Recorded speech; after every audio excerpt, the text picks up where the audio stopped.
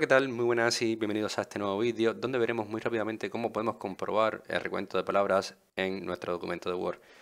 Vamos a entrar muy rápidamente a nuestro documento que tenemos aquí preparado, ¿vale? Y si te fijas en la parte inferior de nuestra aplicación de Word, verás que tenemos aquí el recuento de palabras totales que tiene nuestro documento. En este caso son 237 palabras, pero si tú quieres profundizar un poco más en el tema y saber más información, verás que tienes aquí en la pestaña Revisar, tienes un apartado llamado Revisión en la cinta de opciones. Aquí tienes un apartado donde puedes contar las palabras. Si haces un clic, verás que tienes mucho más información. Tienes la cantidad de páginas que tiene este documento, las palabras en total, la cantidad de caracteres, caracteres con espacios, los párrafos que tiene y las líneas, ¿vale?